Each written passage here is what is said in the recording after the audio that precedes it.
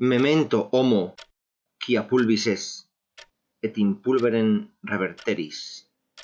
Es la primera verdad que ha de reinar en nuestros corazones. Polvo y ceniza, corrupción y gusanos, sepulcro y olvido. Todo se acaba. Hoy somos y mañana no parecemos. Hoy faltamos a los ojos de las gentes, mañana somos borrados de los corazones de los hombres. Breves son los días del hombre, dice el santo Job. Pasan como flores y sus años son semejantes a los rocíos de los prados. Son nuestros días como las aguas de los ríos que nunca vuelven atrás y así son irrecuperables. Pasaron y con ellos nuestras obras. El hombre nace para trabajos, llorando entra en el mundo, en trabajo vive y con dolor muere. Sus días florecerán como la flor del campo, dice el profeta. A grandes peligros está puesta esta flor. El sol la quema, el cierzo la seca. Un hombre la pisa, un animal la pace, el agua la ahoga y el calor la marchita. Pues a tantos riesgos está sujeta tu miserable vida, hombre vano. Razón es que la cuides.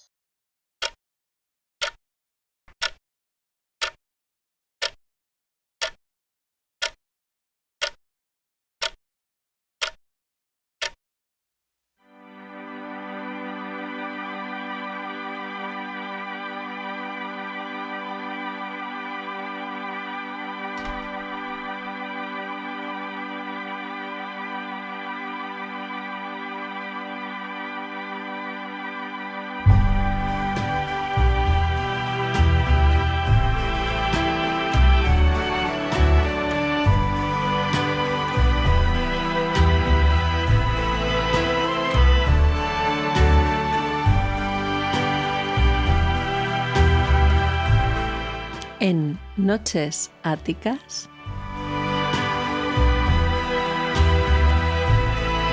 una capilla de Sevilla. Vivo, ma non ho scelta né un motivo. Il mondo è un tipo irrazionale, fa come vuole. Buenas noches, señoras y señores. Bienvenidos a este programa número 54 o 55, ¿no? 55. De las Noches Áticas. Después del último programa, del que ya hace casi un mes, fue a principios de mayo, fue un programa especial en el que, bueno, hicimos algo diferente, Sí. porque el motivo lo merecía, era el 2 de mayo, era un hecho nacional extraordinario. Vamos a retomar el formato tradicional de las Noches Áticas con un tema como el que presentamos esta noche, que quizá a lo mejor por lo que acaban de escuchar a lo mejor no les induce a saber qué es, pero es un tema muy interesante. Porque junto a mí está la voz de este programa y el alma mater, sin duda, Rebeca Gido. Buenas noches. Buenas noches. ¿De qué vamos a hablar en esta Noche Ática número 54 o 55? Bueno, hemos discutido bastante sobre el título, ¿no? Sí, y en mi opinión, no sé qué te parece, pero creo que una capilla de Sevilla está muy bien. Bueno, sí, porque es que es muy difícil decidir de qué se habla, claro, porque son muchas cosas, ¿verdad? Esto se enfada porque no me acerco al micrófono. No, porque luego tu voz se registra bajo, entonces hay que... pero vamos a hablar de un lugar concreto, de una ciudad de la que ya hemos hablado, a la que ya le hemos dedicado un programa, que es Sevilla, pero claro... pero no vamos a hablar del lugar.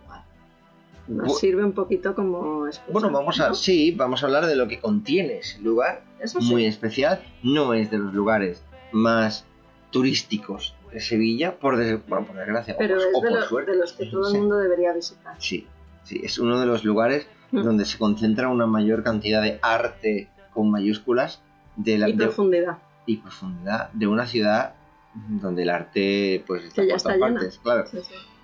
Vamos a hablar de la capilla del Hospital de la Caridad de Sevilla. Sí. Que mucha gente a lo mejor que nos está oyendo, que nos oye habitualmente, dirá, bueno, ¿eso qué es? ¿Y por qué merece un programa? Pues merece un programa por muchas razones. Y vamos a ir desgranándolas un poco, ¿no? Muy bien.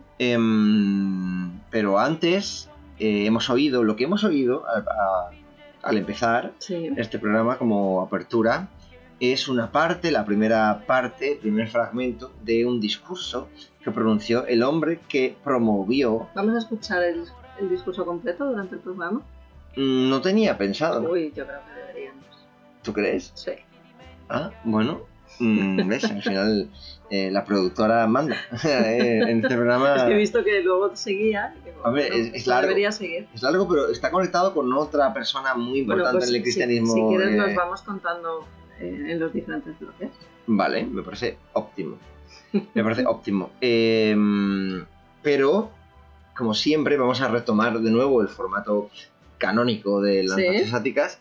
Y como en el anterior programa no pudimos hablar de la música, vamos a hablar de la música en este programa. Porque la música es muy importante también en el programa artístico de lo que vamos a hablar. ¿Y qué vamos a escuchar a continuación para empezar el primer bloque? Pues mira, vamos a escuchar Gloria in excelsis Deo. Nada más ni menos, y esto que digo tiene su importancia.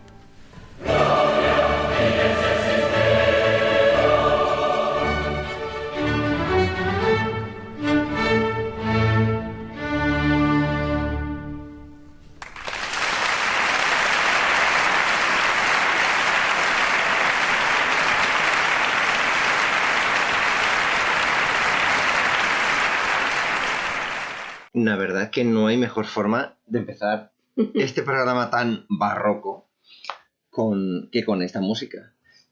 ¿Y por qué hemos oído esta música? Bueno, hemos escuchado el Gloria in excelsis Deo de Vivaldi, que es uno de los grandes del barroco.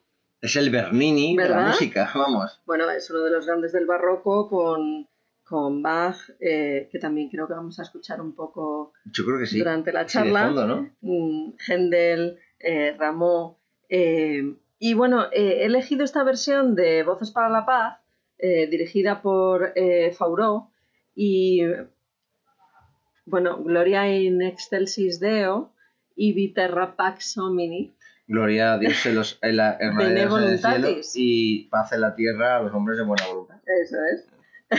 Bueno, porque creo que vamos a hablar de algunas cuestiones relacionadas con lo que contiene la capilla, ¿verdad? Claro, fundamentalmente la idea de este programa es que la capilla nos sirva para hablar de otras cosas a partir de lo que contiene. Pero bueno, vamos a hablar de barroco, ¿verdad? Fundamentalmente. Que fue la expresión posterior al Renacimiento, desde 1600 hasta 1750 más o menos, ¿no? No, por favor, no, te iba a decir una cosa, pero pues, y ahí te quería traer algo de Vivaldi o de algún gran compositor de la época, porque en aquel momento en el que surgió el barroco hubo muchos cambios en la música. Como en todo. Y claro, bueno, pero en este caso se empezó a trabajar las partituras con armonía moderna y se inventó la ópera y empezó a haber composiciones vocales o instrumentales y figuras de canciones como eran la fuga, la suite, la sonata y los conciertos, que podían ser solo o podían ser grosso. Grosso con más gente, ¿no? Claro, con bastante gente. Todo esto lo he encontrado en la musicivenetiani.com, que me ha parecido me encanta como una página. Te documentas y luego lo explicas como una periodista al desrace. Oh, gracias. Y bueno, Vivaldi... Es que hay tanto farsante ejerciendo periodismo que cuando alguien lo hace de verdad, pues... Pero que te digas que un periodista es... Sí, bueno.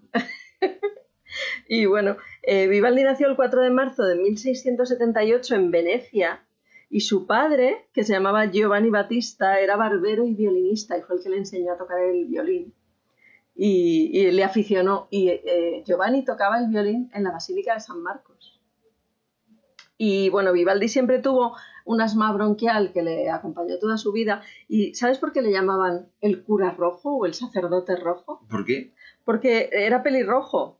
Y el prete rosso. El prete rosso, claro. Y se hizo sacerdote. Era el cura rojo, pero literalmente. No tenía ninguna metáfora. Y se hizo sacerdote a los 25 años. Es famoso por las 4 estaciones. Fíjate que no sabía que Vivaldi había sido cura. No pues tenía ni idea.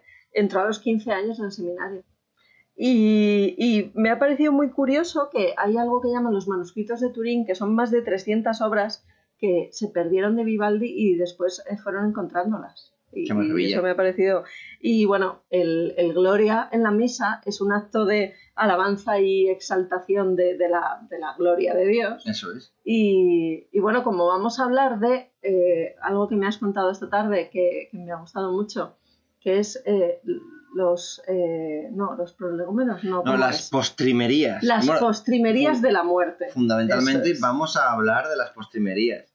Ese es el motivo que nos ha llevado hasta a este programa. Es maravilloso cómo es la vida, porque mi madre me acaba de contar que hoy al salir de misa le han dado la extrema unción por si acaso. Bueno, bien, está muy bien. Nada, y me ha parecido, nunca sobra. Y me ha dicho, pues es una cosa que tienes hecha, me ha dicho ella. Y digo, pues es verdad. Un trámite menos. Entonces, bueno, lo que me gusta del barroco, fíjate, y ya creo que me voy a adelantar a lo que vamos a hablar. No, por favor. Lo que me gusta es el que se puede hablar de lo profano y de lo divino a la vez, y eso a mí me es muy familiar. O sea, que se puede tener humor incluso en la muerte. Bueno, pero es que tú acabas de mencionar que más o menos, fíjate, Vivaldi, cuando nace Vivaldi ya está construida la capilla de la Caridad y están pintadas las postrimerías. Pero tú has hablado de que con el barroco, con la música barroca, nace un poco el germen de lo que será la ópera. Y es que, ¿qué es la ópera? ¿Es teatro? La ópera es cine sin cámaras. Sí que lo es. ¿Y qué es entonces, qué es? Es teatro, escenografía con música. Sí. El barroco no es ni más ni menos que teatro. Sí, dramaturgia. Sí, es drama.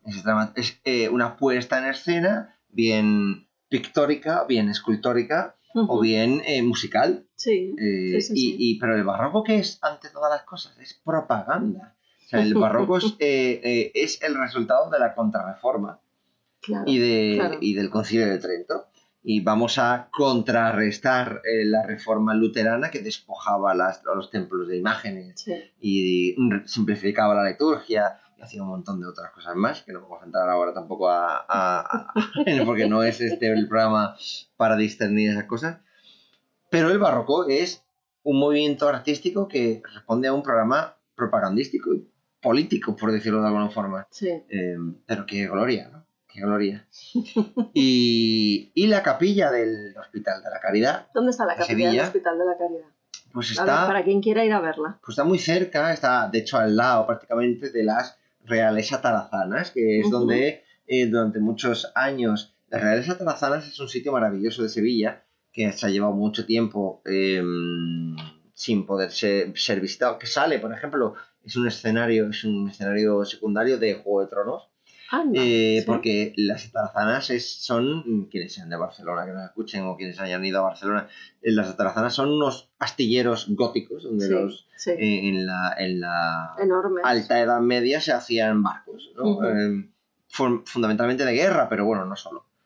Y en Sevilla había unas atarazanas extraordinarias cerca cerca del Arenal de Sevilla, cerca de la Torre del Oro.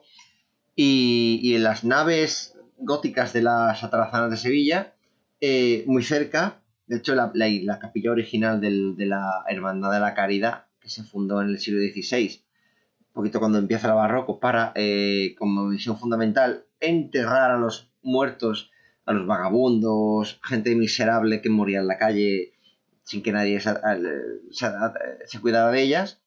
Es una hermandad que nace para darle cristiana sepultura a gente que no tenía recursos. Y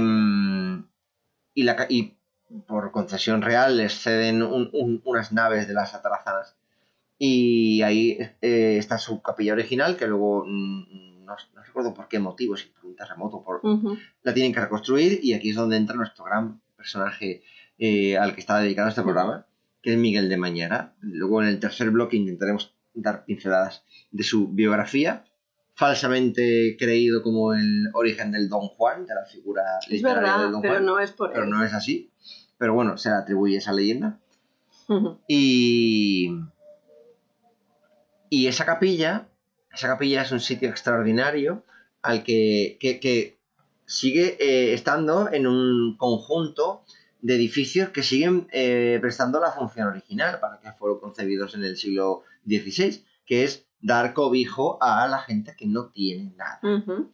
Sigue funcionando como hospicio, como lugar donde los vagabundos, personas sin recursos, personas que, bueno, por la razón que sea, llegan al final de su vida sin poder, viviendo en la calle, o pues pueden acogerse, pueden comer, pueden dormir y luego pueden morir y ser ser cristianamente enterrados. Eso es. Y ese es el Hospital de la Caridad.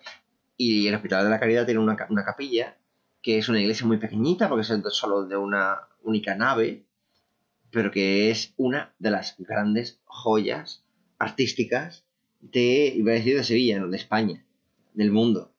Porque es un lugar que es un lugar proyectado por Miguel de Mañara y que en el último tercio del siglo XVII, contó con Miguel de Mañara consiguió reunir a 3 de los grandísimos nombres del barroco artístico sevillano. Pero porque yo he leído que Valdés Leal era amigo suyo. Efectivamente. Valdés Leal, ahora vamos a hablar de Valdés Leal, porque Valdés Leal es como la antítesis de Murillo. O sea, el mundo conoce más bien a Bartolomé Esteban Murillo, es como uno de los, después de Velázquez, quizás es el gran artista sevillano con resonancia internacional. Pero Valdés Leal es contemporáneo de Murillo y prácticamente también de Velázquez, aunque Velázquez desarrolla su carrera en Madrid, en la corte. Sevillano. Sevillano, pero bueno, en el ámbito sevillano, estrictamente hablando, Valdés Leal y Murillo siempre se les ha achacado como una rivalidad que no fue tal, sino es que los estilos y las personalidades eran muy diferentes entre sí. De Murillo, que se conocen las los santos y las vírgenes con esas cosas etéreas, vaporosa, ¿no? Esas inmaculadas, una dulzura en el trazo. Valdés Leal es todo lo contrario, y precisamente sus grandes obras de las que vamos a hablar, de las postrimerías, que son las piezas más destacadas de un conjunto arquitectónico y escultórico extraordinario que contiene esta capilla, pues Valdés Leal es todo lo contrario de Murillo. Sí. Pero antes de empezar a dar datos, yo creo, datos y nombres, yo creo que deberíamos recordar, ¿tú te acuerdas cuando entramos en la Capilla de la Caridad? Sí. ¿Y tú te acuerdas? Vamos a ubicar a la gente que vaya a Sevilla. La Capilla de Caridad está cerca de las Talazanas, está muy cerca de la Torre del Oro, está cerca del río, por el barrio de la Arenal de Sevilla. Es un espacio cerca de la Maestranza, la Plaza de Toros. ¿Qué sentiste? O sea, ¿cómo es entrar en esa iglesia y qué sentiste además entramos? Recuerdo que yo he vivido 5 años en Sevilla, pero nunca había entrado hasta entonces, para que veas la estupidez que puede gobernar tu vida, ¿no? ¿Por qué no habías entrado? Pues porque era tonto. Muy tonto. Pero es una impresión tremenda entrar en esa iglesia, porque estás entrando... Bueno, está en la calle Temprado número 3, en el casco antiguo de Sevilla. Eso es. Y bueno, el edificio es del siglo XVII. Es del último tercio del siglo XVII y tiene mucho que ver con cosas de las que vamos a hablar en el bloque 2. Perdón, ¿qué decías? No, ¿qué sentiste tú cuando entraste en ese? Porque como el barroco concibe que el mundo es un teatro en el cual hay que representar pues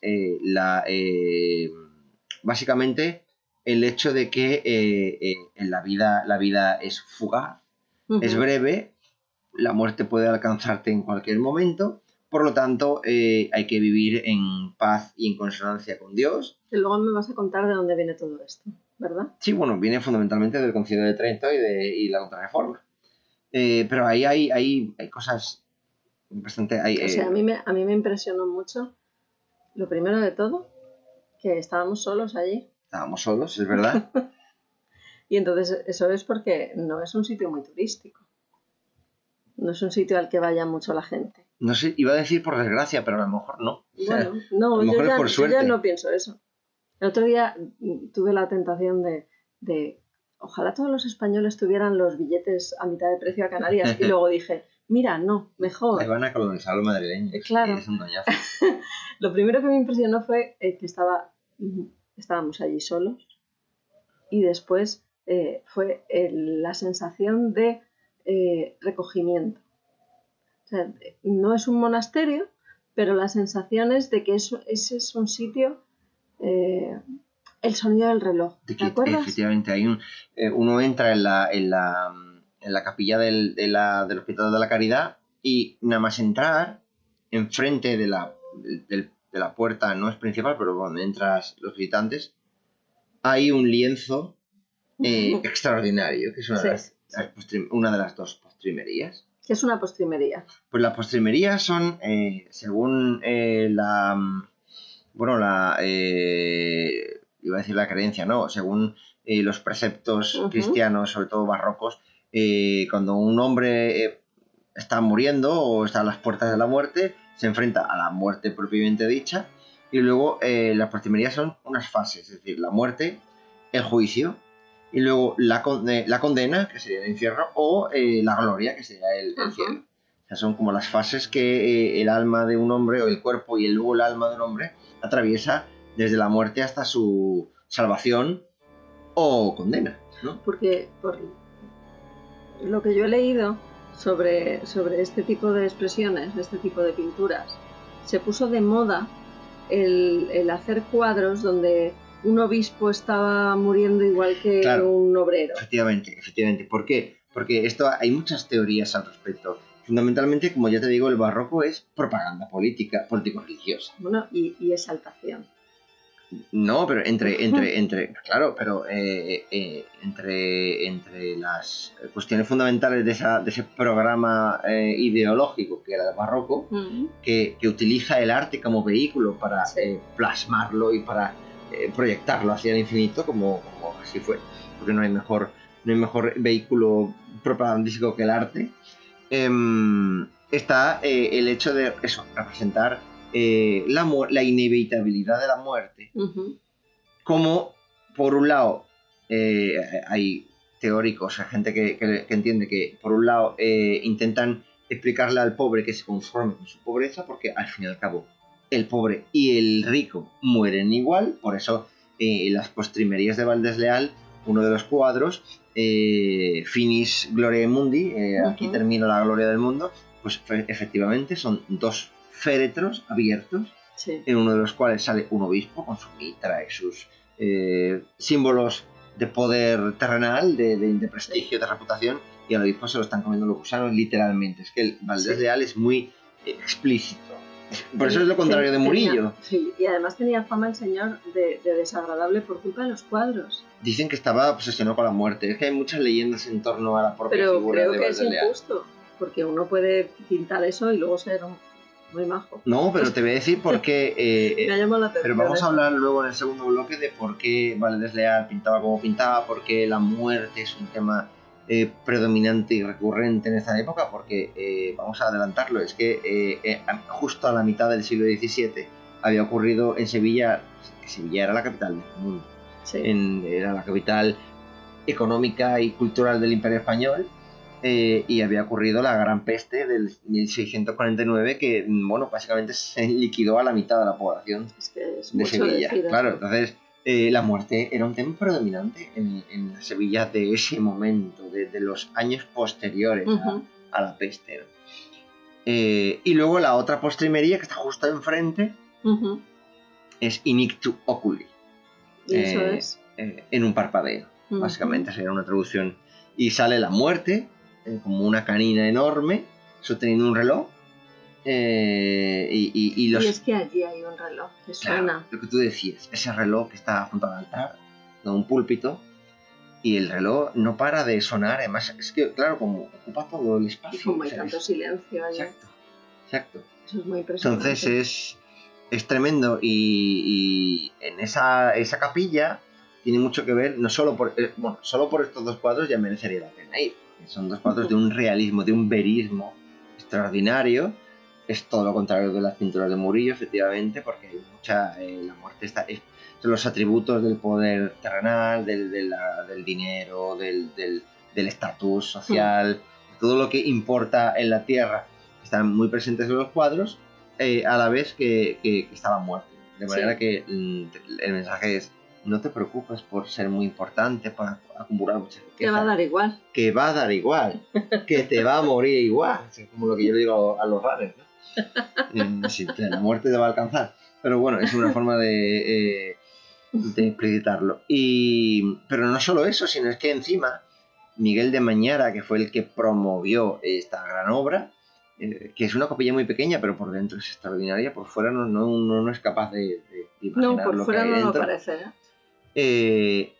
Había, por un lado, el retablo que sigue allí, que se puede ver, es un retablo extraordinario. ¿De quién es el retablo? Pues el retablo arquitectónicamente es de un arquitecto de Antequera que hizo carrera en Sevilla, Bernardo Simón de Pineda, que es un retablo, o sea, diseñó un retablo con columnas salomónicas y un baldaquino muy como el de Bernini en San Pedro de Roma, porque al final es casi contemporáneo de Bernini, es barroco. Y luego hay un lienzo de un descendimiento pintado por este hombre, por Pedro de Roldán, y Pedro de Roldán es uno de los grandes de la escultura y de la imaginería sevillana, discípulo de Martínez de Montañés. ¿Sabes qué me gusta de ese retablo en comparación con lo que estabas explicando de los cuadros? Que en ese retablo todos los que están sujetando al Cristo descendido de la cruz, todos... se llama el entierro de Cristo, se llama la composición. la Virgen, Jesús, José de Arimatea, Juan, todos tienen una expresión facial muy plácida. Bueno. Muy relajada. Bueno. Y sí. no deberías, o sea, si a ti te están todo el rato. Lo que no quiero es que quede la impresión de que en la Capilla de la Caridad te meten miedo con la muerte. No es eso. No es que te metan miedo. ¿Sabes? Hay muchas... es que disfrutas de la vida, claro. Porque, ¿sabes? Eso que dices es muy interesante porque digamos que el leitmotiv de esta época del barroco, que es el final, es como la explosión final del barroco en Sevilla, es las vanitas, es decir, las vanitas, toda la vanidad terrenal, todo, no importa. Y una de las lecturas de todas esas vanitas es que el barroco, con todo su dramatismo, su cosa macabra, cosas explícitas, el verismo ese macabro, también te está diciendo que como la vida es fugaz y se va, eso pues es una exaltación también de la vida. Sí. Disfruta de los goces porque el tiempo se vuela y se acaba. Eso es. También está leído hay muchas lecturas, hay lecturas marxistas que dicen que era una forma de control social. Hay lecturas marxistas. Sí, a ver, el marxismo es una de las grandes corrientes de la interpretación de la historia. Bueno, pero hay lecturas marxistas del barroco. Hombre, evidentemente, porque y no están mal tiradas, en mi opinión, porque se puede interpretar razonablemente que toda esta exaltación macabra de la muerte y de la inevitabilidad de la muerte y de que la muerte se puede asaltar en cualquier momento, también se puede interpretar como al pobre le estás diciendo: no te preocupes, confórmate, resígnate, porque ves, el rico también se muere como tú. Y al final él acaba en la olla, en la ollanca, en la fosa. Y al rico le está diciendo esa ideología: oye, como que vas a morir, contribuye, ayuda, dona, practica la caridad. Porque además es una forma también de comprar boletos para la otra vida, ¿no? Esa era la idea. Claro. ¿No? Y así evitas también que el pobre se dé cuenta de que es pobre y de que a lo mejor puede cambiar con violencia las cosas. Entonces no es que se resigne. La visión marxista. Efectivamente. Claro, pero no está mal tirado también, hay que contar con todas las lecturas, ¿no? Pero es que todo esto que estamos hablando, el entierro de Cristo, todo lo que conforma el retablo que está detrás del altar, es de Pedro de Roldán, que es uno de los grandísimos imagineros y además padre iniciador de una saga extraordinaria de imagineros. Su hija, la Roldana, Luisa, tiene obras extraordinarias. Tiene un San Miguel en las colecciones reales de aquí de Madrid. Sí. Increíble. Su nieto también, hay muchas parroquias franciscanas y jesuitas de la provincia de Cádiz con obras suyas. Pero es que había 7 obras de la caridad de Murillo. 7 cuadros que representaban las 7 obras corporales, porque las obras de la caridad eran 14, eran las espirituales y las corporales. Vale. Y las corporales había 7 obras de Murillo, porque tú te acuerdas de Caravaggio, ¿no? Y de las 7 obras de la caridad del cuadro extraordinario de Nápoles. Pues un poco, pero en lugar de en un único cuadro había 7, una por cada.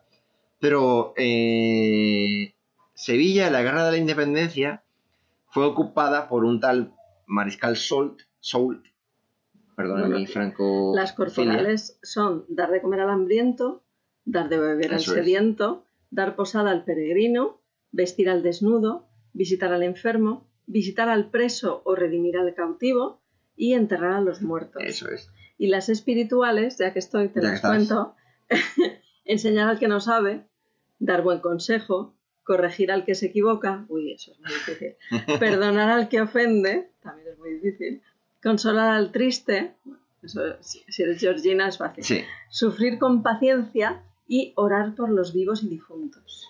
Fíjate. Entonces, cuando Sevilla... Eso es lo que se promovía. Efectivamente, era un programa, al final, toda la capilla está concebida como una exaltación de de ese programa ideológico, social, religioso que nos sale de Trento un siglo antes. Sí. Y Miguel de Mañara, que luego vamos a hablar en el tercer bloque fundamentalmente de que es el patrono de esta capilla, es el hombre que hace posible y que reúne todo ese talento que había en la Sevilla de la época, lo reúne y le paga para que creen todas esas obras extraordinarias, pues quiere plasmarlo en un templo. Y sobre todo porque al final ese templo tiene que ser la punta de lanza o el baluarte de un hospital que se dedica, o sea, tiene que atraer donaciones porque al final la hermandad, y aún hoy sigue ocurriendo así, la hermandad de la caridad lo que se dedica es a ejercer la caridad con... te iba a decir que todas las hermandades sevillanas y en general todas las hermandades hacen lo que hacen esas labores de la misericordia, te ¿no? voy a decir que el famosísimo el Risitas murió en el Hospital de la Caridad y lo enterraron gracias a la labor de esta gente, ¿no? Fíjate. Por ejemplo, por decirte un personaje así famoso, muchos otros. ¿Te acuerdas que cuando fuimos en diciembre, cuando salimos fuera al patio que se veían los arcos y las nervaduras góticas de las talazanas entre los patios, estaba puesto el comedor porque iban a cenar y había mendigos y gente sin recursos que iba a cenar allí? Quiero decir que sigue viva la hermandad y sigue ejerciendo su labor. Eso es impresionante. De caridad, claro. Casi como se llama. Entonces, claro, imagino que la idea también era, si tienes una iglesia extraordinaria, atraes donaciones y atraes hermanos y atraes también gente que se ocupe de... Sí, porque es increíble, pero hay gente que necesita eso, comprar una medalla o... Pues cuando Napoleón invade España, después del 2 de mayo, que fue el programa que hicimos la última vez, pues Sevilla, en Sevilla entra un ejército al mando del mariscal Soult, que era uno de los grandes mariscales de Napoleón, que era un hombre, a diferencia de muchos otros mariscales de Napoleón, muy culto y que tenía un gusto artístico que sabía de arte. Y llegó a Sevilla y expolió Sevilla, pero imagínate. Dijo, esto para mí. Y tenemos suerte porque llegó a la Hospital de la Caridad y se llevó 4 de esas 7 obras de la Caridad de Murillo, que ahora están en Francia, en Londres, porque claro, luego después de Waterloo y el ejército aliado entra en París, los ingleses se llevan muchos de los cuadros y muchas de las obras de arte que se habían llevado los franceses de España y de otros lugares, de Italia. Entonces está en Londres, hay Murillos en Londres, expoliados por Soult, se los llevó a Soult a su casa de París. Bueno. Claro. Pero tenemos suerte porque, por lo que sea, los cuadros de las postrimerías de Valdés Leal le darían miedo, le parecían desagradables lo que fuera, porque son cuadros porque tremendos, hablan de lo poco que vale el poder. Efectivamente. Entonces a un tipo poderoso no le impresiona eso. Los cuadros de verdad hay que mirarlos con atención, en muchos detalles.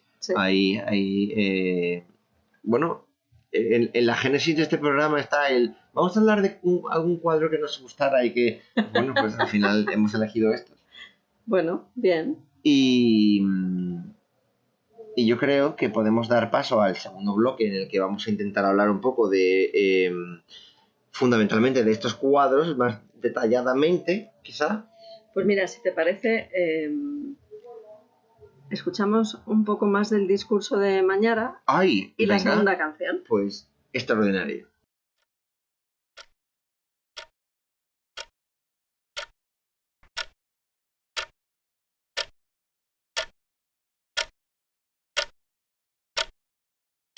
Quien vio lo que Judas hizo después que vendió a Jesucristo, no dijera que era un verdadero penitente, porque él confesó su pecado a voces, restituyó la honra en público a quien se la había quitado, volvió a su dueño el dinero mal ganado.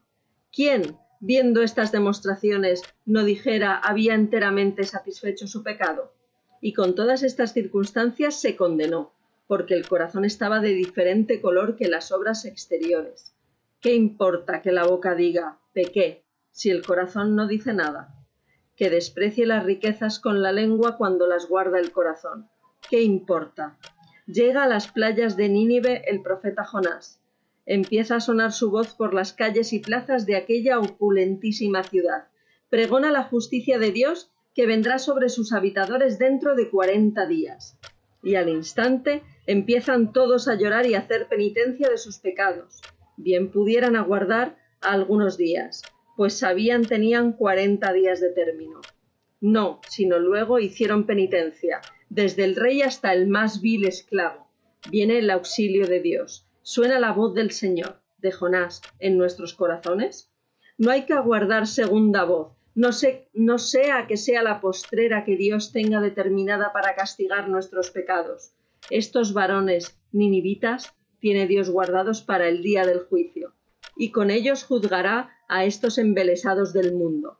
La penitencia de San Juan Bautista y la del santo profeta Jeremías, ambos santificados antes de nacer, se levantarán contra esta mala gente el día de la venganza, pues teniendo vidas inculpables, hacían rigurosa penitencia solo por asegurar la gracia de Dios. Mira tú, ¿qué debes hacer cuando tienes que pagarle tanta multitud de culpas?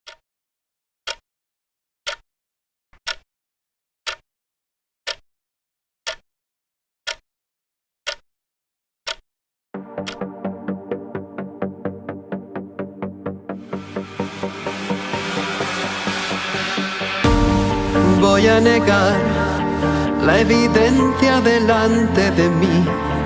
Si no puede ser, no lo quiero ver. ¿Para qué saber lo que no podré cambiar? Voy a probar a esperar lo imposible de ti. Si no me lo das, por favor te vas. ¿Para qué escuchar lo que me vas a contar? El amor es una construcción burguesa, una invención medieval, un cuento de hadas desquiciado. Nunca más, nunca más, nunca más volver a creer en una fantasía tan delirante. Fiesta en el infierno, celebran la degradación de otro corazón, la desilusión de un primer amor que se convirtió en teodio, el final de un sueño que acaba en la resignación y la decepción, la condenación, ángel de dolor que se convirtió en demonio. Hoy quiero borrar el error que supuso admitir la debilidad, la necesidad, no aprender a estar con mi soledad. Hoy no quiero jugar a esconderme en un mundo ideal que se acabará, se derrumbará y me arrastrará hacia lo que no es real.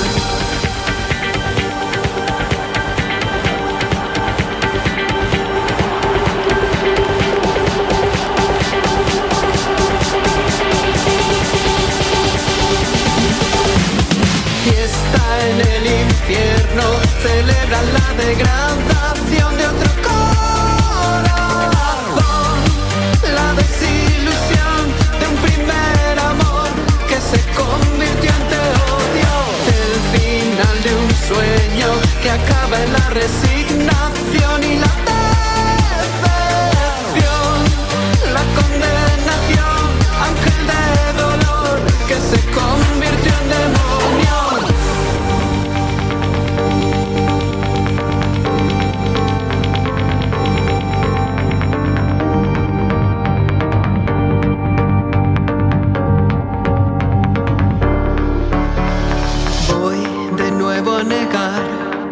La evidencia delante de mí.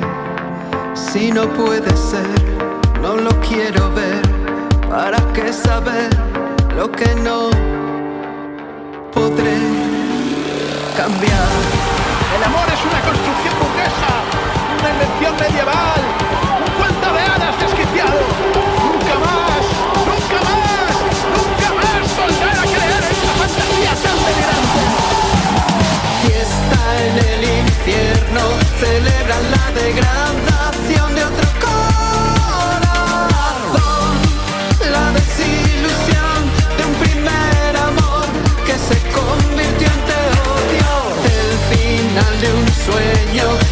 sabe la resignación y la decepción, la condenación, ángel de dolor que se come el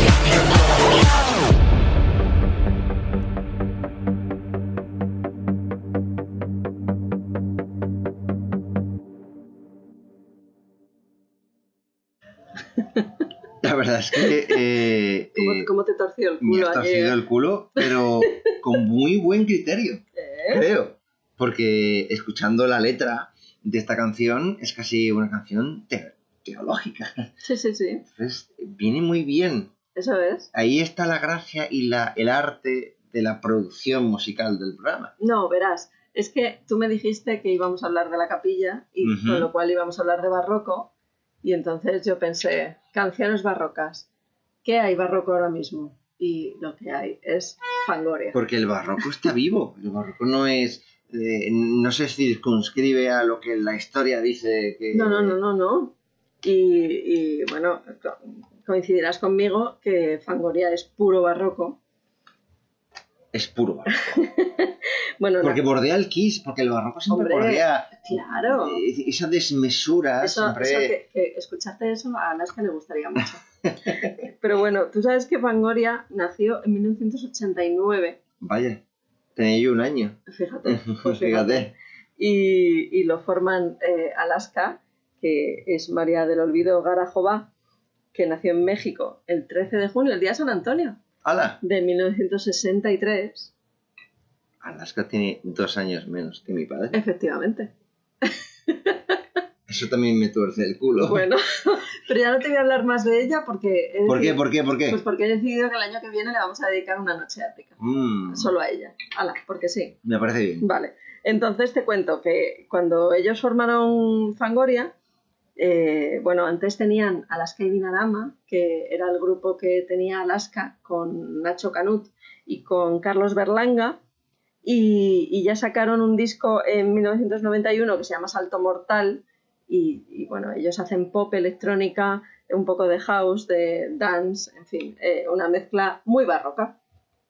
Quien escribe las canciones es Nacho Canut, que se llama Ignacio Juan Canut Guillén, y nació, esto también te va a afectar, nació el 5 de junio de 1957. ¡Joder! Y su padre y su abuelo son unos odontólogos reputadísimos de Valencia, solo que lo trajeron a vivir a Madrid porque su padre vino a trabajar a la base de Torrejón. Y... Es bastante random. ¿Verdad? Y Nacho Canut, una vez yo comí a su lado en el Desert City de Alcobendas. Andrea se acordará porque era el día de su 40 cumpleaños. Este dato es absurdo y muy random, pero sí, tenía que decirlo. Y es compositor, productor, DJ, músico, y comenzó en Caca Deluxe, que es un clásico de los Caca 80, Deluxe. Es un clásico de la movida, sí señor. Después vino Alaska y los Pegamoides, que te sonará por la canción Bailando, de 1982. Eso es. Bueno, y yo lo único que te traigo de Nacho Canut es que, además, participó en los grupos Parálisis Permanente, Los Vegetales y Los Intronautas. Y ahora te voy a decir los apodos con los que se conoce a Nacho Canut. Por favor. Que me estoy muriendo. Think Alley, Chili Taco, Jet 7, Mr. Canut y Calígula 2000. Joder. Calígula 2000 me gusta, la verdad. ¿A que sí? Y bueno, es un poco un derroche y un exceso. Un exceso, ¿no? sí. El barroco al final, yo tuve esa sensación muy fuerte en Santa María de la Victoria, en Roma, donde está el éxtasis de Santa Teresa, porque Bernini es otro. Es otro. Y es un derroche que al final te afecta sensorialmente, porque al final el barroco te mueve los sentidos.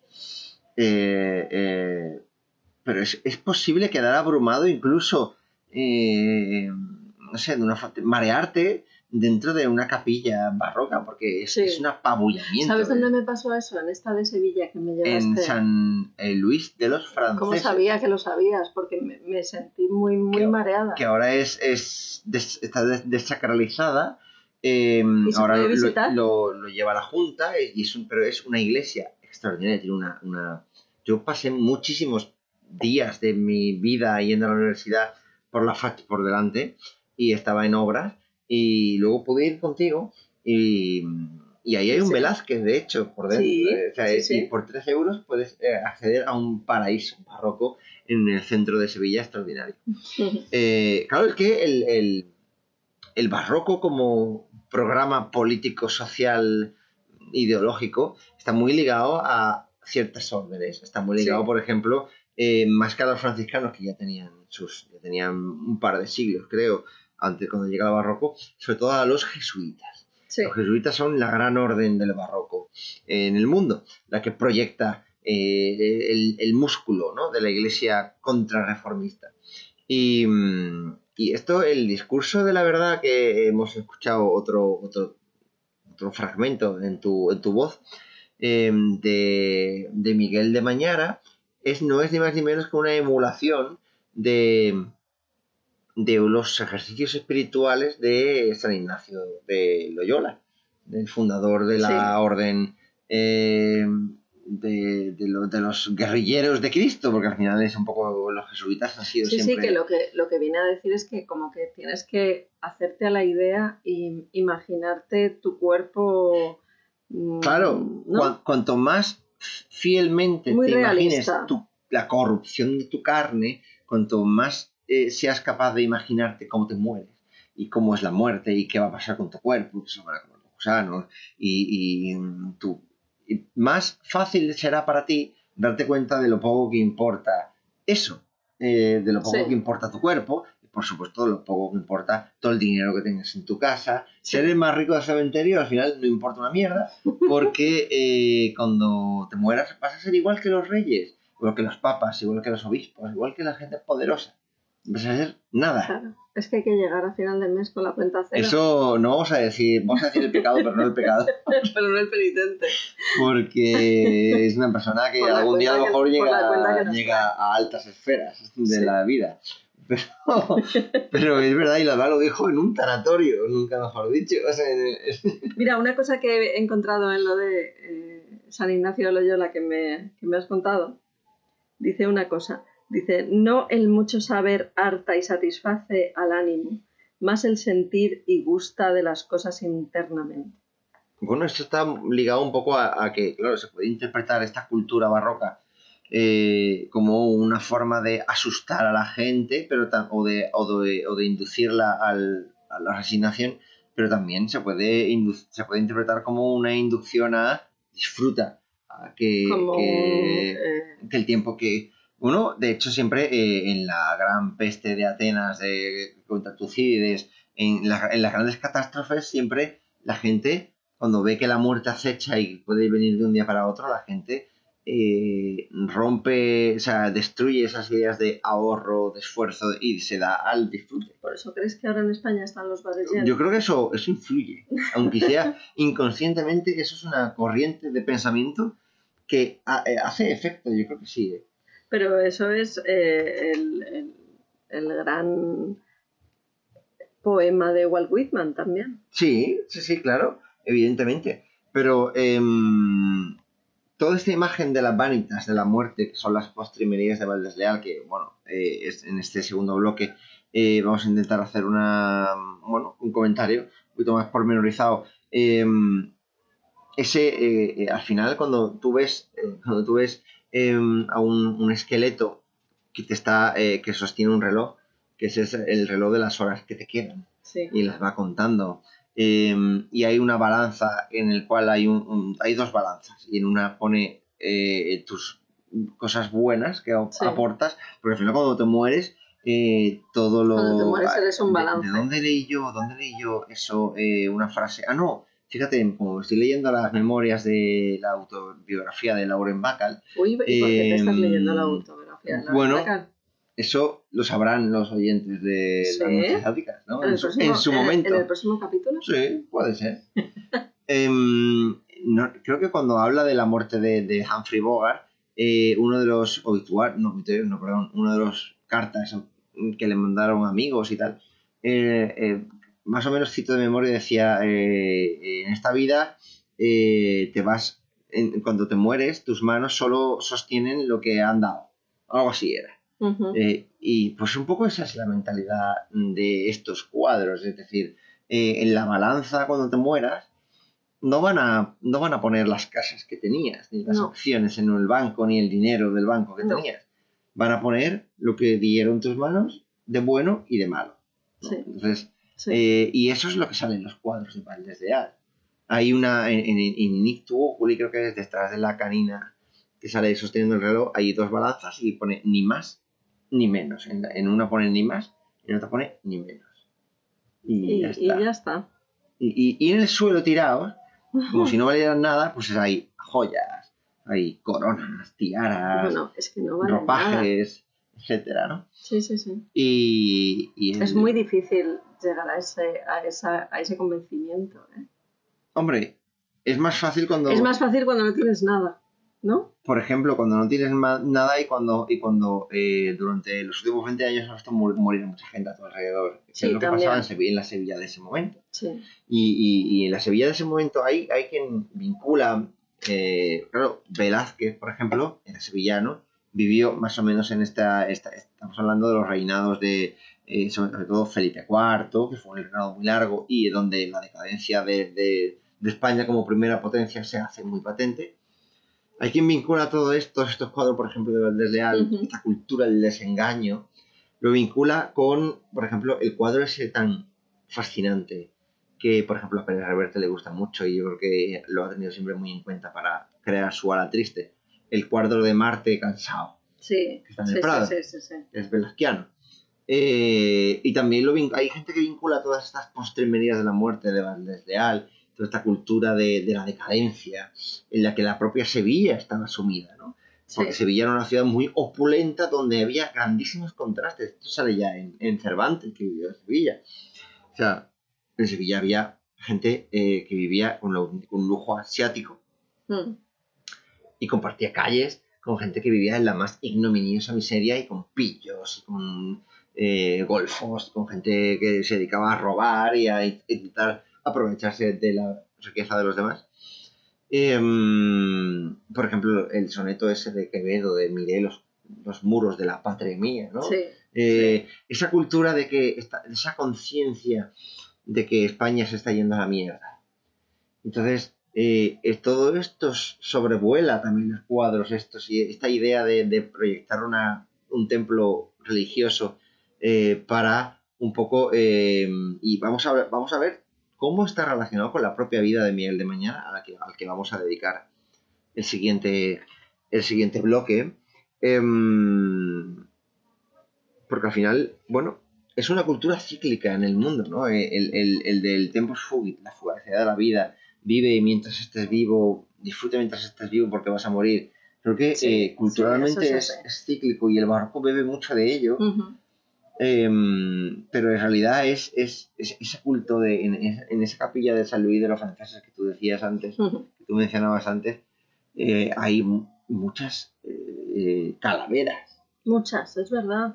Pero lo que he leído sobre las calaveras es que cuando un santo aparece con una calavera o una virgen, como el otro día en Carranque, ¿te acuerdas? Que en la parroquia donde hizo la comunión Jaime, Sí, la patrona tenía una calavera a los pies. sí. Y he leído que es porque reflexionan sobre la vida y la muerte. O sea, es un poco un símbolo de que les importa.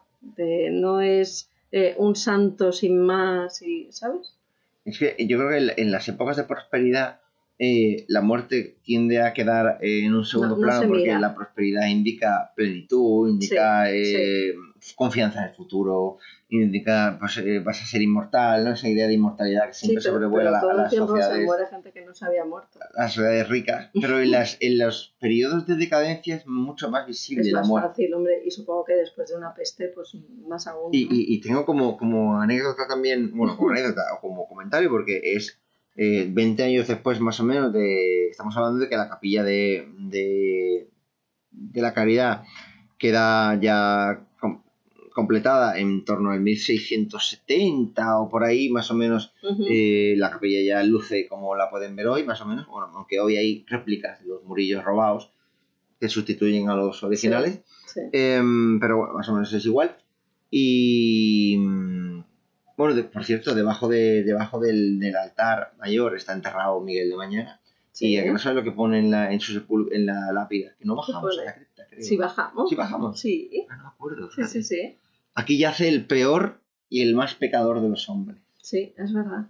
Sí. Luego vamos a hablar porque es una personalidad fascinante. Sí. De la Sevilla histórica y que nos habla de otra Sevilla, porque yo creo que todo el mundo, ¿no?, tiende a pensar en Sevilla, pues piensa en la feria, en los toros, la alegría, el goce de la vida, la sevillana, la luz, pero Sevilla tiene un nervio muy místico, que vamos a hablar ahora de uno de sus grandes representantes, ¿no?, que es Miguel de Mañara. Sí. No, quería terminar este bloque hablando de algo que a mí me encanta. A ver.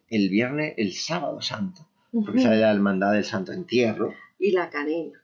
Claro, la hermandad del Santo Entierro es muy peculiar en Sevilla, porque es una hermandad, creo que fue ella la que estuvo en boca hace unos años, de cuando se aprobaron estas leyes que obligaban a que en todo lugar, en toda corporación privada, hubiera el mismo número de hombres que de mujeres, entonces las leyes de igualdad paritaria y todo eso.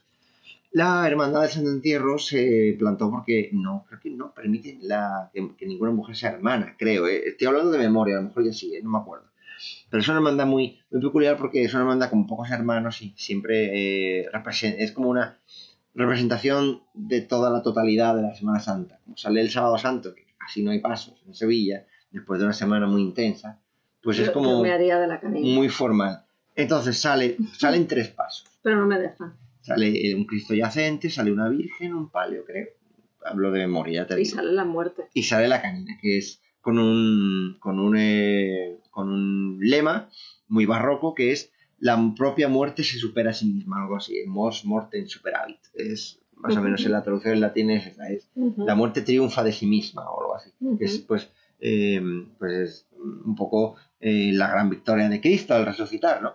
Pero es un paso tremendo. Y es un paso que se data de 20 años después, más o menos, de la Capilla de la Caridad. Un señor llamado, lo tengo por aquí apuntado, Antonio Cardoso de Quirós, en 1693, talla la canina, que es uno de los grandísimos curiosidades, en mi opinión, de la Semana Santa de Sevilla y que tiene todo que ver con este programa barroco, aunque no tengan que ver exactamente porque pertenece a otra hermandad, está en otro templo, pero es muy en otro lugar, pero pertenece al mismo pensamiento rollo general que había en Sevilla, en la Sevilla de Miguel de Mañara. Sí. ¿No? Sí.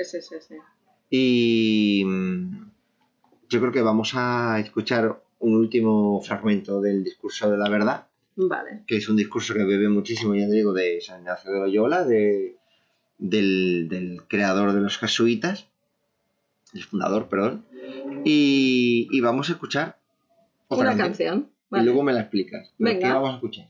Vale, no, luego te lo cuento. Ay, qué malaje, ¿no?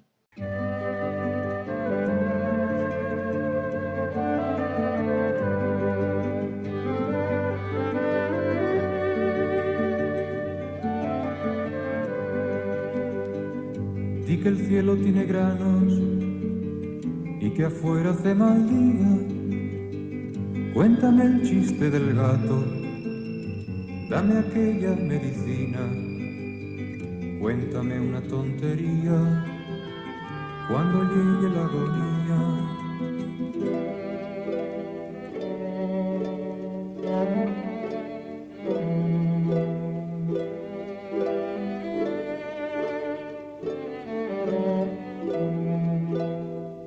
Que no me pongan coronas porque me da mucha risa.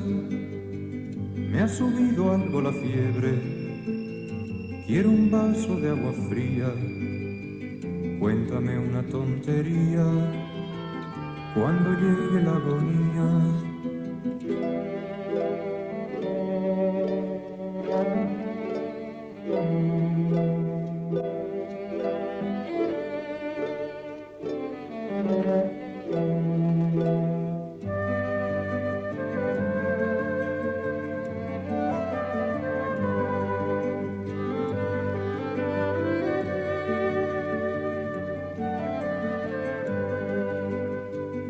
Háblame de cocodrilos, de profetas y de orgías.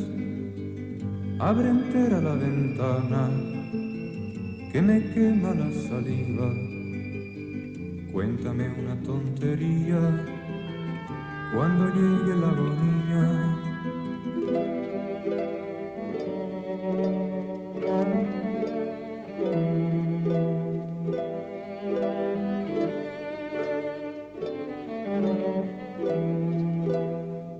No te calles, te suplico, que esta muerte tiene prisa. Di que todos están locos, ya me está haciendo cosquillas. Cuéntame una tontería cuando llegue la agonía.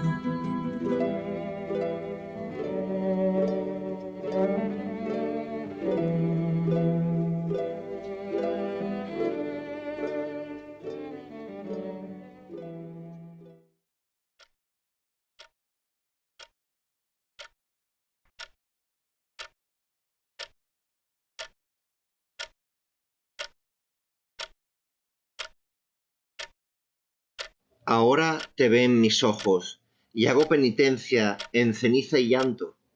Decía a Dios el santo Job, pues fuiste criado para gozarle. Abre tus ojos y conoce quién es cuando te habla en el corazón con santas inspiraciones. Habla el villano con el rey en el campo, y no le venera por no conocerle. Así dijo el soberbio rey Faraón a Moisés. ¿Quién es Dios? No sea que tú digas lo mismo. Todos meditamos en este mundo, unos traen delante de sí a Dios y otros a su interés. Este es el Dios de cada uno. Si deseas hartar tus deseos y la insaciable sed de tus apetitos con los bienes y riquezas de este mundo, vas engañado, como lo estuvieras si quisieras hartar un caballo con carne y un león con hierba. Ordenó Dios su mantenimiento a todas las cosas. A tu alma le cupo el cielo por centro. Mira cómo sosegará con 4 piedras amarillas, que el mundo llama oro. Y si con este quieres sosegarte, lo conseguirás. Como si para matar una hoguera le echases leña seca. Estos son desativos, pues de la misma suerte lo es saciar nuestra alma, que es espíritu, con bienes materiales, que son tierra.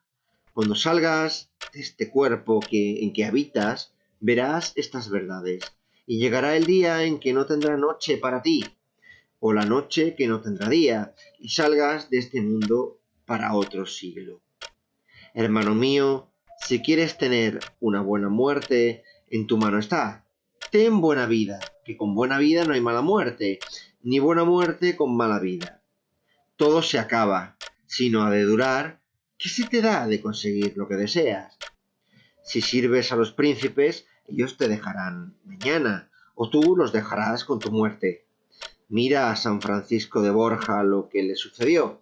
Sirvió muchos días a emperadores y muriendo la emperatriz se la dieron a depósito para que la llevase a Granada a enterrar, y abriendo la caja donde iba aquella señora, a quien él y un mundo servía de rodillas, vio un saco de gusanos y que la corona estaba asentada sobre un poco de podre, y dijo: en esto paran las grandezas humanas, a quien los hombres se desvelan en servir.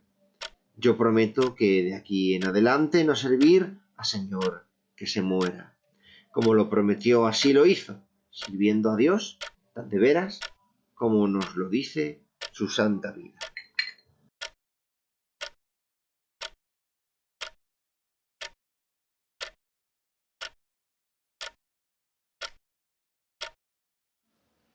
La verdad es que la producción musical es un arte. Bueno, sí. Y tú lo llevas a un nivel muy alto. Verás, sí. Bueno. Es verdad, es verdad. He llegado a esta canción porque había elegido una canción de María Jiménez y después me he dado cuenta de que ya te la había puesto en otro podcast. Y he pensado... Pues que llevamos muchos. Ya, pero he pensado, había buscado cantantes sevillanos, fíjate, pero luego me he dado cuenta de que tenía que buscar, y ha sido casualidad encontrarme con esta canción tan bonita de Aute, porque es el contrapunto a la parte religiosa, porque el que no es creyente también se enfrenta a la muerte. Y también... La muerte nos iguala a todos. Efectivamente. Creas o no creas. Y bueno, pues me ha parecido muy poética y muy real, porque uno llega a la muerte sin darse cuenta y uno se enfrenta a algunos momentos que uno cree que tienen que ser como las películas y resulta que no son así. Y bueno, pues me gusta mucho que Me ha gustado mucho. Claro, que te diga, háblame de cocodrilos y de Cuéntame una tontería. y cuéntame una tontería. Es muy potente y creo que va muy bien con el tema y con el bloque de este tema que vamos a abrir ahora, porque vamos a intentar hablar un poquito del gran hombre detrás de la Capilla de la Caridad de Sevilla, Sí, que es un señor que se llama Miguel de Mañara. sí. Miguel de Mañara en Sevilla tiene calles, tiene estatuas. Es un hombre cuya presencia en la geografía urbana está presente. Sí. ¿Y quién fue este hombre? Pues verás, este hombre, ¿sabes? Yo no sabía, pero Ujú. su familia paterna venía de Córcega, o sea, Uy. italiano. De Córcega, como un gran señor bajito que luego hizo algunas cosas en el mundo. Ajá. Y su padre, Tomás de Mañara... He pasado del señor de Córcega, pero sé que Sí, es has Napoleón, pasado- porque has pasado- o sea, hay algunas cosas que después de vivir contigo ya las conozco, ¿vale? Esto no habla muy bien de nuestra relación, señora, la verdad. ¿Por qué? Querida. Esto habla de que se me obvia en la vida. ¿Se te obvia en esta casa? Mucho. Pero su padre hizo fortuna. Esto te va a hacer mucha gracia porque a lo mejor te recuerda a algún político no muy... O sea, un político de hace 20 años. Uy. Hizo fortuna en la intendencia y en el comercio con América. Después del descubrimiento, cuando se establecen ya los canales de comunicación y de comercio con los virreinatos americanos, claro, pues la intendencia de barcos, ejércitos, etcétera, pues su padre hizo fortuna, hizo una grandísima fortuna, y entonces compra en Sevilla la casa de los Levíes. Es una de esas casualidades maravillosas, porque ¿Y cuál es esa casa? pues la casa de los Levíes, bueno, compra el solar, porque en el antiguo barrio de San Bartolomé, que creo que hoy forma parte, digamos, del distrito Santa Cruz, barrio Santa Cruz, centro histórico, la casa de los Levíes, o sea, Samuel Leví es uno de los grandísimos personajes de la Sevilla medieval. Fue el tesorero, administrador, gran ministro, por utilizar una palabra moderna, de Pedro I el Cruel. Sí. Fue uno de los judíos más importantes de la historia de la España judía, de Sefarad, de los hombres que tuvo más poder con un monarca cristiano, y tuvo una caída en desgracia horrible. Y tenía un palacio, una casa-palacio en la judería antigua de Sevilla, que se corresponde más o menos con lo que hoy es el barrio de Santa Cruz. Y en el solar donde estuvo la casa de los Levíes, en el Renacimiento, los Mañara levantaron una casa-palacio que continúa hoy con muchas reformas, pero continúa más o menos la estructura en pie. Creo que la compró a partir del siglo XX el Hospital de la Caridad. Fíjate. Casa de los Levíes, fíjate. Y no sé si luego pasó a manos de la Junta de Andalucía y ahora es un edificio administrativo, no lo sé. Pero es una casa palacial típica de la Sevilla del Renacimiento. Es una casa tremenda. Y este hombre, Miguel de Mañara, con 24 años, hereda, porque sus padres se mueren y es el heredero universal, y entonces hereda a lo mejor la gran fortuna de la Sevilla del siglo XVII. Y su primera parte de su vida es de disoluto. Es como San Agustín, como San Francisco.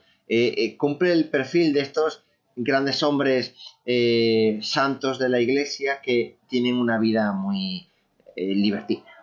De esos grandes San Agustín. libertinos, ¿no? Prueban todos los placeres, son violentos, se meten duelos, no dejan ninguna puerta por abrir.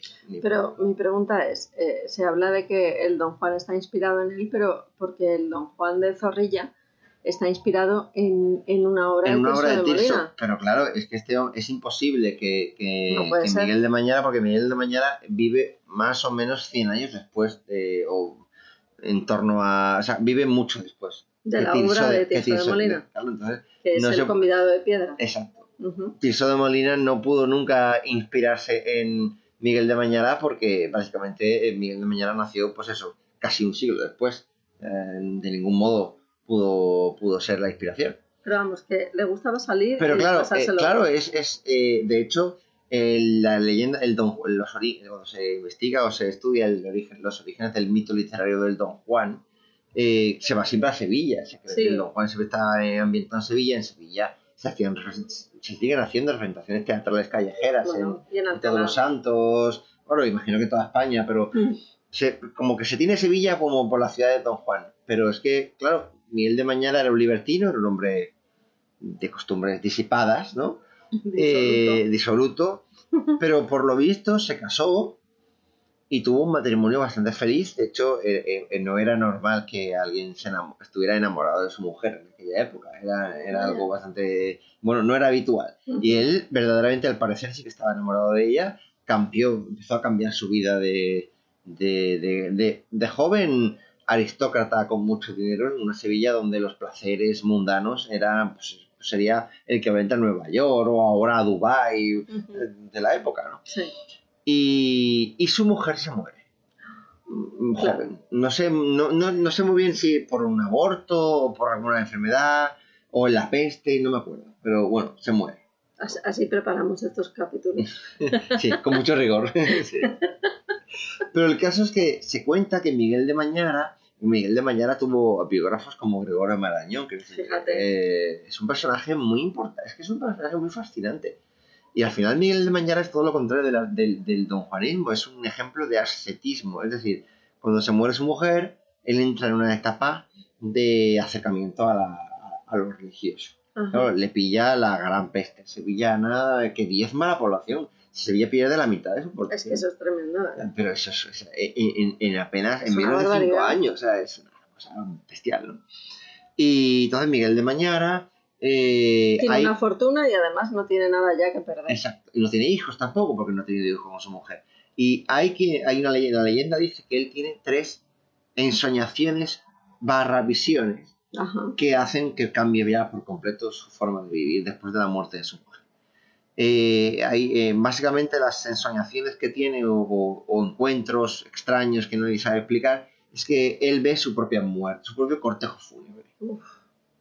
Claro, entonces él ve su propio cortejo fúnebre, él siente, una vez siente que lo golpean y entonces cae inconsciente en la calle y entonces él escucha, está muerto, llévenselo al ataúd, tal, y luego vuelve, ve un cortejo en el que va su nombre en el ataúd. Experiencias un poco inexplicables que le llevan a retirarse unos meses, casi un año, en un sitio por el que yo de pequeño he pasado con mis padres, en la serranía de Ronda, en un sitio que se llama Montejaque, cerca de Montejaque, un pueblo al que para acceder hay unas carreteras que yo me acuerdo, hace ya más de... Yo recuerdo que cuando en Madrid... ¿Es peor que el Porís? Sí, no es peor, no, pero en el Porís hay muy buenas cosas en esta vida. Peor y mejor, porque luego el Porís es un paraíso, pero para llegar a tela. Montejaque es un sitio muy inaccesible con unas carreteras muy malas para llegar en la serranía de Ronda. Y claro, probablemente por su inaccesibilidad, ahí vi yo el día después del Madrid Inter del año después de la séptima, que jugó el Madrid en Sevilla, en el Pizjuán, porque como habían tirado la grada en la séptima, es el Spiderman, pues bueno, estos solo los muy cafeteros ya se acordarán. Pues en Montejaque, cerca de Montejaque, en los carmelitas, la orden de los carmelitas tenía lo que llamaban un desierto. Un desierto era como un cenobio, era un lugar donde ascetas, anacoretas se retiraban. No era exactamente un monasterio, porque no compartían una vida comunal, es decir, era un recinto en un lugar muy frondoso y perdido de la sierra del bosque, un lugar amurallado más o menos, vallado, donde cada uno tenía su propia celda y su propio trozo de tierra donde cultivar cada uno su sustento, sus tomates y sus cosas. Total aislamiento. Pero no unos de convivían, otros. claro, porque al final un monasterio, un convento de monjes o de monjas es Tú convivencia. esperas que haga algún tipo de vida. Pero ahí no común. había nadie, ahí cada uno estaba en su celda y cada uno estaba en la contemplación. Ya. Entonces ahí estuvo Miguel de Mañara pues unos meses. Y cuando volvió a Sevilla ya volvió completamente convertido en una asceta. Ya. Era un hombre, cuando he leído cosas sobre él, que me recuerda mucho más a Santa Teresa Fíjate. que a Don Juan. Realmente era una asceta, era un hombre místico, era un místico. Ujú. Y luego escribe el discurso hasta de la verdad, del que hemos ofrecido un poco unos fragmentos. Vuelve a Sevilla y él se hace hermano de la cofradía de la Caridad. Y él no solo se hace hermano, es Y que llega él hermano pone mayor, todo su ¿no? patrimonio personal, que es ingente, al servicio de la hermandad. Entonces llega a ser hermano mayor y ahí es cuando decide proyecta la gran obra de su vida, que es la capilla de la Caridad, de la que nos ha servido de pretexto para este programa. Y por eso estamos hablando de él. Una figura muy interesante. Es una figura extraordinaria. Porque... Seguro que nadie lo conoce. No, hombre, no, en Sevilla sí lo conoce. Pero imagino, porque tampoco... Claro, es que yo viví en Sevilla en una edad muy mala porque no me interesaban estas cosas y ahora sí. ¿Nunca fuiste a la No. Capilla de la Caridad Yo fui contigo. cuando eras estudiante? No, por desgracia no. Es que uno pierde las oportunidades de su vida. Siempre. Bueno, pero luego vienen otras. Luego vienen otras, es verdad. Pero es un sitio donde hay que ir y cuesta eso. Prácticamente simbólico lo que cuesta entrar, hay que pagar un poco, pero merece la pena. Parece que fueron 3 euros o 3 algo euros, así, pero ¿eh? merece la pena porque luego les verá que la Hermandad de la Caridad sigue haciendo obras de caridad. Pero es que ese dinero es para atender a personas que lo necesitan. Porque tú te acuerdas Es la- en la capilla de la Misericordia de Nápoles, que ya ni siquiera era una iglesia, ya estaba No, desacralizada. Está para los Y la gente turistas. pagaba sus 10 pavitos para ver el 10 cuadro euros de por ver un cuadro de Caravaggio, ¿eh? ¿Qué cuadro? Pero ahí no se Pero, atienden personas. no lo sé, pero habría que investigar, pero no parecía. Pero aquí sí que ves, de hecho, sales de la iglesia, de la capilla, y sales al patio y ves las mesas, recuerdo las mesas preparadas, Sí, con los vasos y, Sí. y las personas entrando. sí. Y esa gente es gente que atiende cuando se muere, gente que no tiene recursos, o se entierran, porque morirse es muy caro en España. Es Bueno, increíble, espera, ¿no? Pero espera, es caro y difícil. Que no es caro en España. Es caro hasta respirar, imagínate. Entonces, pues merece mucho la pena y en Sevilla tiene tantas cosas que ver Bueno, pero es algo especial y diferente. y diferente. Y seguro que no te vas a encontrar turistas con el té matcha en la mano. De hecho, ¿sabes? no nos encontramos a nadie. No, Y es una parte de Sevilla, de esa Sevilla, iba a decir oculta, porque tampoco está oculta, pero sí que hay que buscarla Sí. y merece mucho la hay pena. que saber. Merece mucho la pena porque es un tesoro. Y le hemos dedicado este programa por volver un poco al formato. Bueno, y porque tú eres también una representación del barroco. Pero, ¿en qué te basas para decir estas? Bueno, no lo puedo las contar cosas. aquí, pero Esto se queda para el making of. sí. Pues ha sido un placer hablar del barroco y de Valdeslea y de Mañana y de Ha sido Murillo. muy entretenido y muy curioso, la verdad. La gente tiene que ir a las galerías reales se llaman, ¿no? El nuevo museo que abrieron, ya lleva 3 o 4 años, se ha abierto en Madrid. ¿Aquí? Sí. Donde la hija de Pedro Roldán tiene, por ejemplo, un San Miguel Muy bonito. extraordinario. En Chipiona hay, porque los Roldán, claro, como buenos escultores, tenían un taller y tenían un círculo de ayudantes, discípulos. Y en Chipiona, en la parroquia, hay una talla que se atribuye siempre al círculo de la Roldana. A saber Ajá, qué quiere que a significar lo mejor eso. era de su taller. Claro. Y justo encima del pórtico principal de la parroquia. Y bueno, la Baja Andalucía está llena de tallas que pertenecen a esta extensa familia que marcó el final del barroco absoluto, ¿no? No, pero yo recomiendo mucho ir a la capilla y escuchar el reloj y darse cuenta del paso del tiempo. Sí, Es muy recomendable. Porque luego sales de allí y dices, pues vamos a tomarnos un vino. Eso es. Además sales al lado de la maestranza, Eso sales es. al lado del río, es un Eso es. entorno, bueno, Es a Curro Romero. se Curro muy cerca, es verdad. Es verdad. El Parque Claro. de Artillería, las Atarazanas, es un sitio que a mí me gusta mucho de Sevilla. Bueno. El Arenal. Este es otro paseo por Sevilla. Sí, es como un programa ampliado, es una ampliación del que hicimos. Pues ha sido un placer, señora. Lo mismo digo. Nos veremos pronto. Sí. Pues qué guapa eres. Nos vamos a algo anglosajón. Ahora no, sí, ahora vamos a cambiar de tercio en el siguiente programa, pero Sí. absolutamente. Bien. Pero todo es bueno, ¿no? Pues es muy guapo.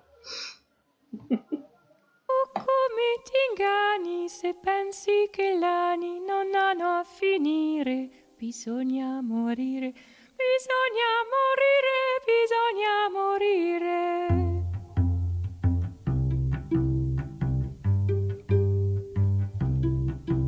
In un sogno la vita che pare si gradita e breve il gioire. Bisogna morire, bisogna morire, bisogna morire.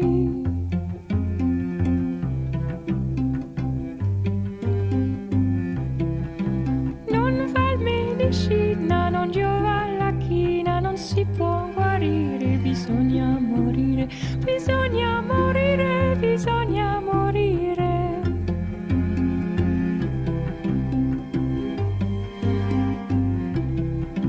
I giovani putti e gli uomini tutti tutt'hanno a finire. Bisogna morire, bisogna morire, bisogna morire.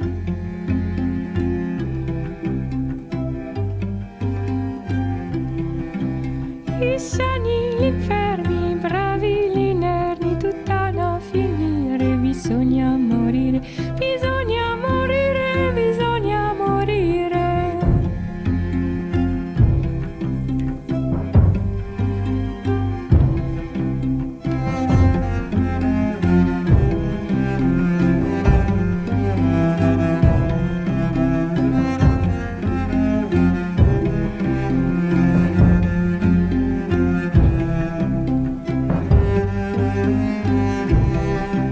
La morte crudele a tutte infedele, ognuno svergogna. Morire bisogna, morire bisogna, morire bisogna.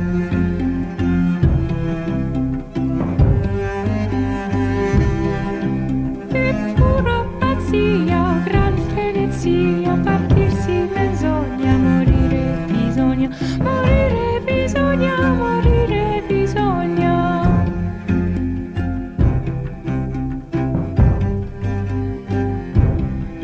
Si muore cantando, si muore suonando la cetra o zampogna. Morire bisogna, morire bisogna, morire bisogna.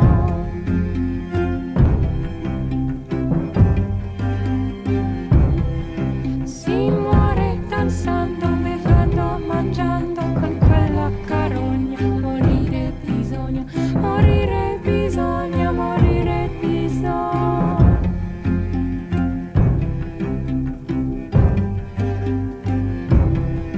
Oh, come ti inganni se pensi che gli anni non hanno a finire. Bisogna morire, bisogna morire, bisogna morire.